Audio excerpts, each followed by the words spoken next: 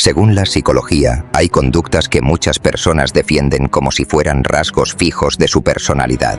Dicen, así soy, siempre he sido así, no puedo cambiar.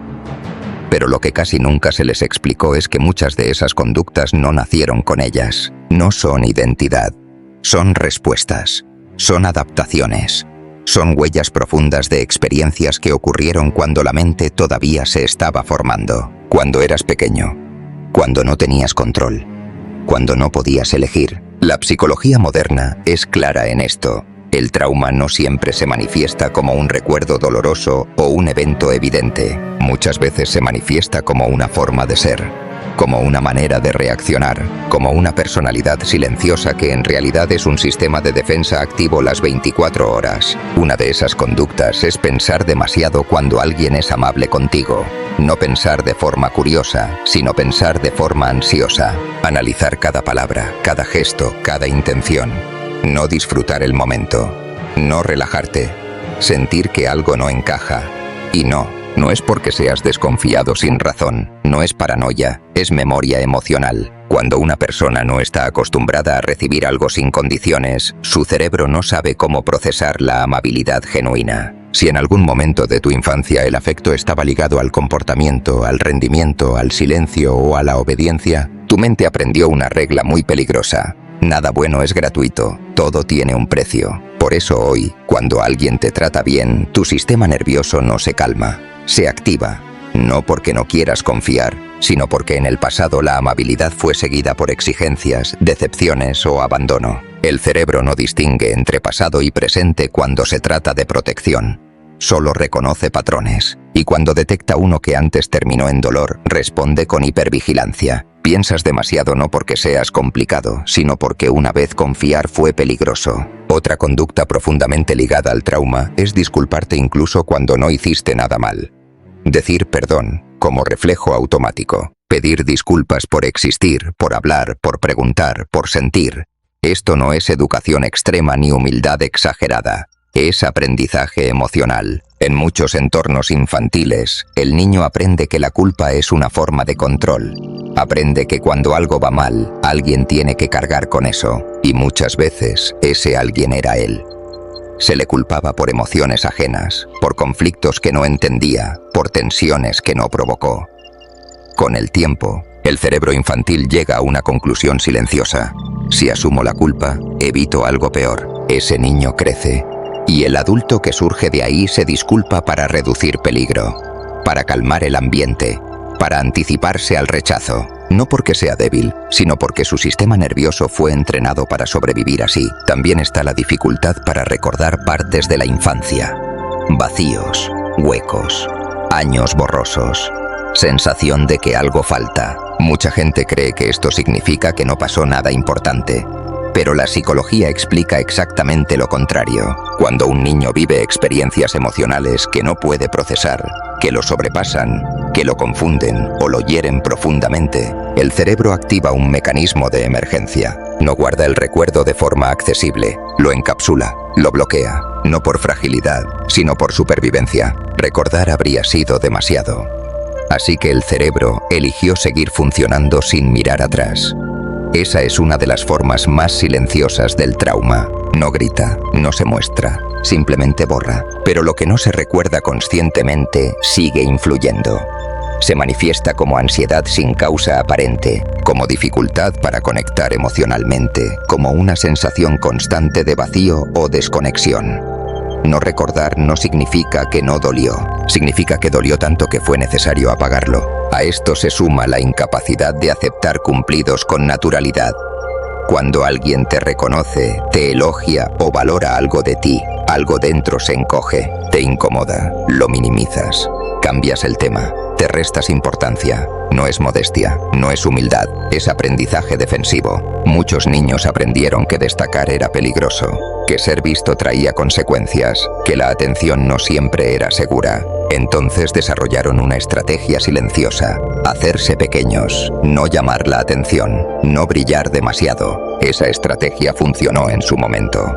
Protegió, pero hoy se manifiesta como autosabotaje, como incapacidad de reconocerse, como dificultad para ocupar espacio en el mundo. Y finalmente está la resistencia a pedir ayuda, la necesidad de hacerlo todo solo, la creencia de que depender de alguien es arriesgado, que pedir apoyo es inútil, que nadie va a estar cuando realmente se necesite. Esta independencia no es fortaleza natural, es independencia forzada. Es el resultado de momentos tempranos en los que pedir ayuda no tuvo respuesta, en los que el niño entendió sin palabras que estaba solo, que no había sostén, que confiar no servía. Ese niño se volvió autosuficiente por necesidad, y ese patrón quedó grabado.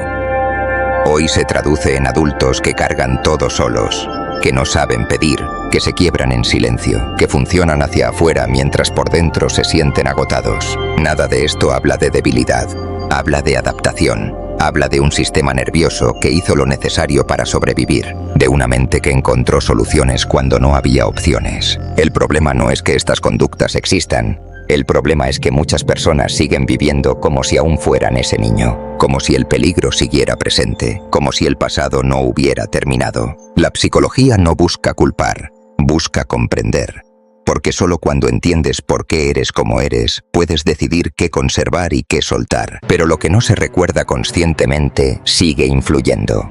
Se manifiesta como ansiedad sin causa aparente, como dificultad para conectar emocionalmente, como una sensación constante de vacío o desconexión.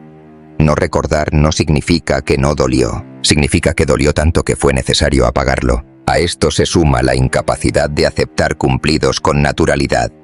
Cuando alguien te reconoce, te elogia o valora algo de ti, algo dentro se encoge, te incomoda, lo minimizas, cambias el tema, te restas importancia. No es modestia, no es humildad, es aprendizaje defensivo. Muchos niños aprendieron que destacar era peligroso, que ser visto traía consecuencias, que la atención no siempre era segura. Entonces desarrollaron una estrategia silenciosa: hacerse pequeños, no llamar la atención, no brillar demasiado. Esa estrategia funcionó en su momento.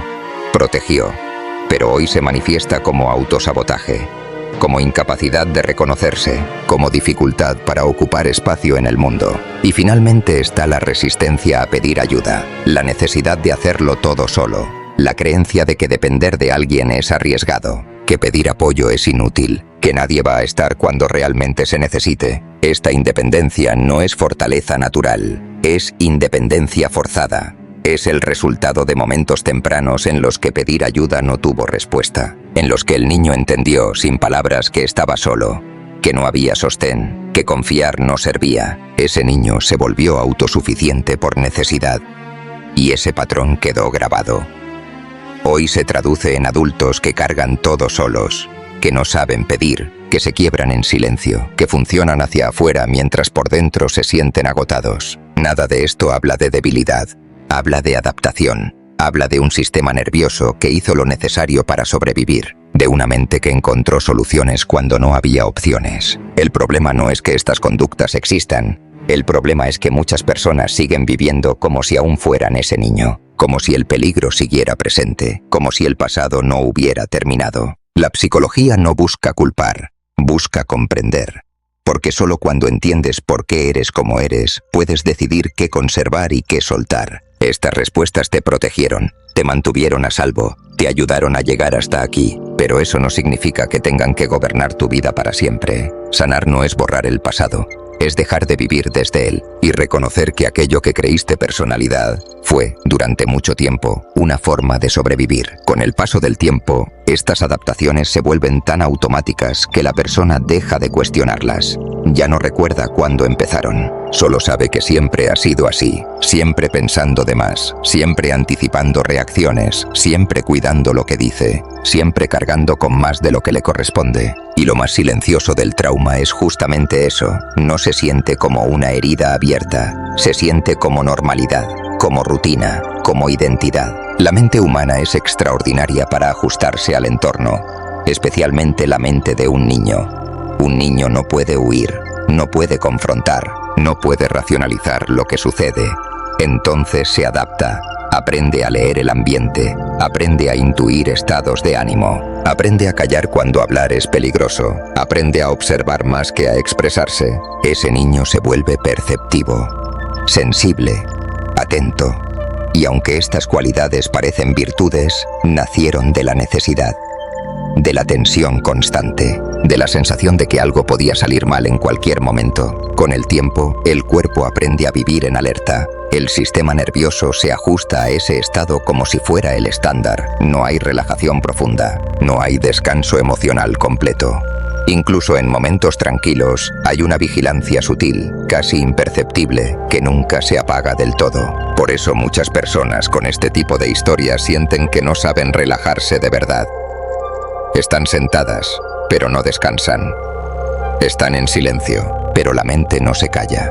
Están acompañadas, pero se sienten solas. La soledad del trauma no siempre es física, es interna. Es sentirse distinto, es sentir que nadie ve lo que pasa por dentro, es funcionar hacia afuera mientras algo adentro permanece quieto, contenido, esperando. Y esa quietud no es paz, es contención, es energía retenida, es emoción no expresada. La psicología explica que cuando una emoción no puede ser expresada en el momento en que surge, no desaparece, se almacena, se guarda en el cuerpo, en los músculos, en la respiración, en la postura, en la forma de mirar, en la manera de reaccionar. Por eso muchas personas marcadas por trauma infantil tienen una expresión corporal contenida, movimientos medidos, voz controlada, risa corta, llanto bloqueado. No porque no sientan, sino porque aprendieron que sentir era peligroso. Aprendieron que mostrar emoción podía generar rechazo, burla, castigo o abandono. Así que la emoción se volvió algo privado, algo interno, algo que se vive en silencio. Con el tiempo, esa represión emocional se transforma en ansiedad. No siempre en una ansiedad evidente, agitada, desbordada. A veces es una ansiedad quieta, una ansiedad silenciosa. Una tensión constante que no se nota desde afuera, pero que consume por dentro. Es la ansiedad del que piensa demasiado antes de hablar, del que repasa conversaciones pasadas, del que se pregunta si dijo algo mal, del que siente culpa sin saber por qué. Esa culpa difusa es otra huella del trauma. No siempre está asociada a un hecho concreto. Es una sensación de fondo, como si algo estuviera mal contigo, aunque no puedas señalar qué. La psicología llama a esto culpa internalizada. Se forma cuando el niño, incapaz de entender la complejidad del entorno, asume que los problemas son por su causa. Es más fácil pensar yo soy el problema que aceptar que los adultos no supieron cuidar, proteger o sostener. Esa creencia se vuelve núcleo, y desde ahí se construyen decisiones, relaciones, límites y expectativas. Por eso muchas personas se conforman con menos de lo que merecen. Porque en el fondo sienten que pedir más es demasiado, que exigir respeto es exagerado, que necesitar apoyo es una carga. No es falta de autoestima superficial, es una estructura profunda. Es una narrativa interna aprendida muy temprano. No molestes, no pidas, no incomodes. Y cuando alguien rompe ese patrón ofreciendo cuidado genuino, apoyo real o afecto sin condiciones, el sistema entra en conflicto, porque eso contradice todo lo aprendido. Ahí aparece la desconfianza. No como rechazo consciente, sino como inquietud, como incomodidad, como una voz interna que dice, esto no va a durar, o algo quiere, o cuando vea quién soy de verdad, se irá. Ese pensamiento no es pesimismo, es protección. Es el eco de experiencias pasadas que enseñaron que el vínculo no era estable. El cerebro no busca felicidad, busca seguridad. Y si lo familiar fue inestable, lo estable se siente extraño, incluso peligroso. Por eso algunas personas se sienten más cómodas en relaciones tensas que en relaciones tranquilas. No porque disfruten el conflicto, sino porque el conflicto les resulta conocido, predecible. La calma, en cambio, puede generar inquietud, silencio interno que no se sabe habitar, sensación de vacío, como si faltara algo. Ese vacío no es ausencia de amor, es ausencia de costumbre. Es el espacio que queda cuando el sistema nervioso deja de estar en alerta y no sabe qué hacer con eso. Sanar implica atravesar ese vacío, no llenarlo rápido, no huir de él. Aprender a estar ahí sin castigarse, sin exigirse, sin autosabotear. Pero antes de sanar, es necesario comprender, porque nadie puede soltar lo que no entiende. Nadie puede cambiar un patrón que cree que es su personalidad. Entender que muchas de tus reacciones actuales fueron estrategias de supervivencia cambia la narrativa. Te devuelve poder. Te quita culpa. Ya no eres demasiado sensible. Eres perceptivo porque aprendiste a leer el ambiente para protegerte. Ya no eres frío. Eres reservado porque expresar emoción antes tuvo consecuencias. Ya no eres independiente en exceso. Eres autosuficiente porque no hubo sostén confiable. La psicología no busca que niegues estas partes de ti. Busca que las integres, que las reconozcas, que las agradezcas por haber hecho su trabajo, porque esas estrategias te mantuvieron a salvo. Pero no fueron diseñadas para una vida adulta plena. Fueron diseñadas para sobrevivir a un entorno que ya no existe. El problema es que el cuerpo no lo sabe. El sistema nervioso no distingue épocas. Si no se le enseña algo nuevo, sigue reaccionando igual. Por eso sanar no es un acto mental únicamente. No basta con entender. Es un proceso corporal, emocional, gradual. Implica aprender a recibir sin anticipar pérdida, a aceptar cumplidos sin minimizarte, a pedir ayuda sin sentir vergüenza, a equivocarte sin castigarte. Y nada de eso se logra forzando. Se logra con repetición segura, con experiencias nuevas que contradigan suavemente las viejas creencias. Al principio, el cuerpo se resiste. Aparece incomodidad, ansiedad, dudas, ganas de volver a lo conocido. Eso no es retroceso, es el sistema nervioso aprendiendo algo nuevo. Por eso muchas personas abandonan el proceso justo cuando empieza a funcionar. Porque la calma se siente extraña, porque la estabilidad se siente aburrida, porque el silencio interno se confunde con vacío. Pero ese silencio no es ausencia, es espacio, es el lugar donde algo distinto puede crecer. Romper patrones no significa dejar de ser quien eres. Significa dejar de vivir desde el miedo que te formó. La fortaleza real no es aguantar todo solo, es saber cuándo apoyarse. La madurez emocional no es no necesitar a nadie, es elegir vínculos que no repitan el dolor. Nada de esto sucede de un día para otro. El trauma no se va porque lo entiendas. Se suaviza cuando dejas de castigarte por haber sobrevivido como pudiste. Cuando te miras con la misma compasión que te hubiera hecho falta de niño. Ese es el verdadero cambio. No convertirte en alguien nuevo, sino dejar de vivir como si aún estuvieras en peligro. Y entender, finalmente, que aquello que llamaste personalidad durante tantos años fue, en realidad, una respuesta inteligente a un mundo que no supo cuidarte. Con el tiempo, empiezas a notar algo extraño. No es que la vida sea especialmente dura en el presente, pero tu cuerpo reacciona como si lo fuera, como si siempre estuviera esperando algo. Un problema, un rechazo, una pérdida. Y esa espera constante cansa, agota, desgasta por dentro. La psicología explica que cuando un sistema nervioso se desarrolla en entornos impredecibles, aprende a vivir anticipando. Anticipar se vuelve una forma de control. Si pienso todo antes, si analizo cada detalle, si imagino todos los escenarios posibles, quizá pueda evitar el dolor. Pero el precio de esa anticipación constante es vivir en tensión. Nunca del todo aquí, nunca del todo presente. Siempre un paso adelante, siempre vigilante. Por eso muchas personas sienten que no disfrutan los momentos buenos. Cuando algo va bien, la mente no se queda ahí. Busca la falla, busca el final, busca el momento en que todo cambie. No porque no quieran ser felices, sino porque el cuerpo no aprendió que lo bueno puede durar. Esa dificultad para sostener lo bueno es una de las huellas más profundas del trauma silencioso.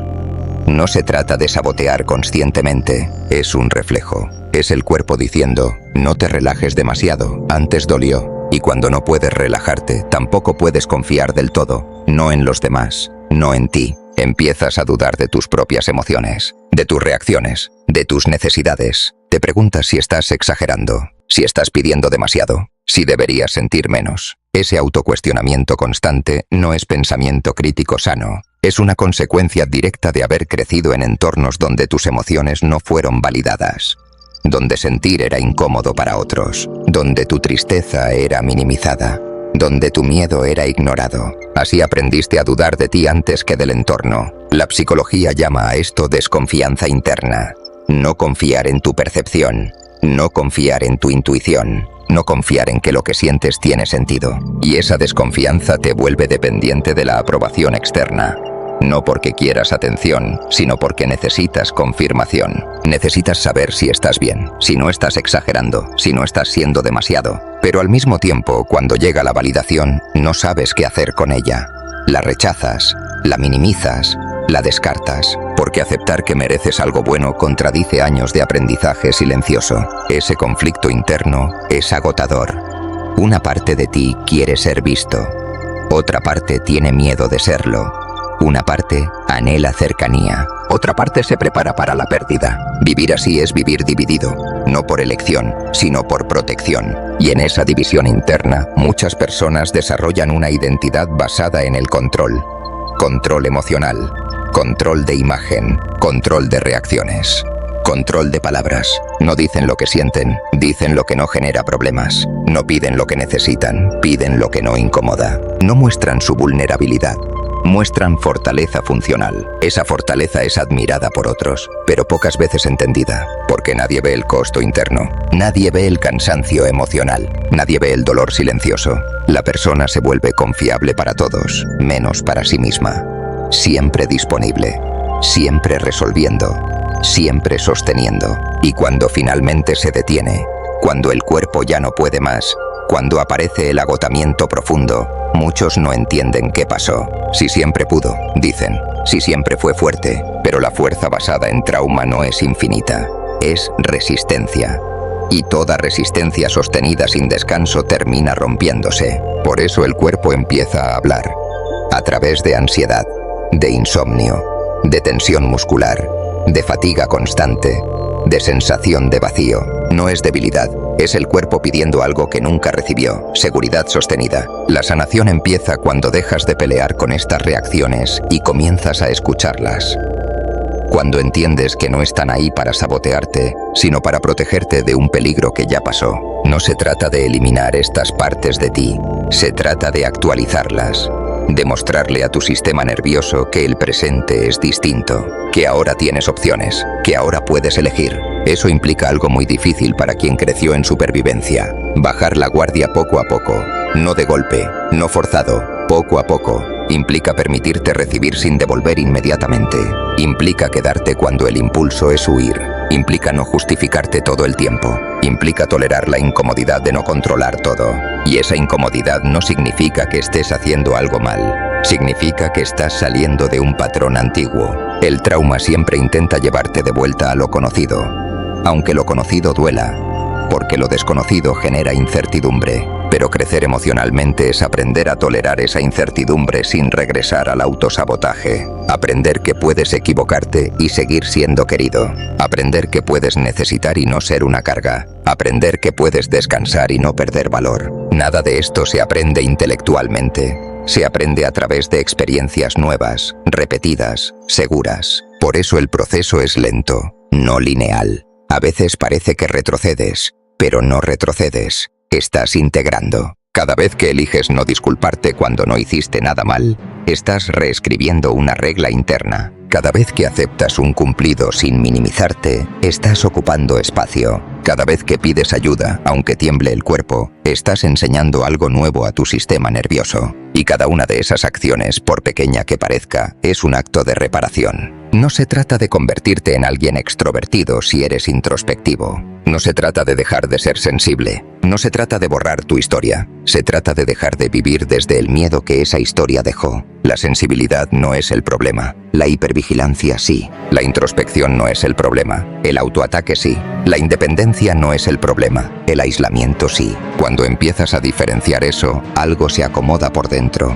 Ya no luchas contigo. Empiezas a colaborar contigo. Y esa es una de las transformaciones más profundas que existen. Pasar de sobrevivir contra ti mismo a vivir a tu favor. No necesitas sanar todo de una vez. No necesitas entender cada recuerdo. No necesitas revivir cada herida. Necesitas algo más simple y más difícil al mismo tiempo. Dejar de tratarte como si aún estuvieras en peligro. Hablarte con más suavidad. Exigirte menos perfección. Permitirte ser humano. El niño que aprendió a adaptarse hizo lo mejor que pudo. No merece castigo. Merece descanso. Y cuando empiezas a darle ese descanso, no dejas de ser fuerte. Te vuelves real. Lo que cambia no es tu esencia. Cambia el peso que cargas. Porque aquello que durante años llamaste personalidad, aquello que defendiste como así soy, aquello que creíste inamovible, fue, durante mucho tiempo, una forma inteligente, silenciosa y costosa de sobrevivir a lo que no podías controlar. Y ahora, por primera vez, no tienes que sobrevivir, puedes empezar a vivir.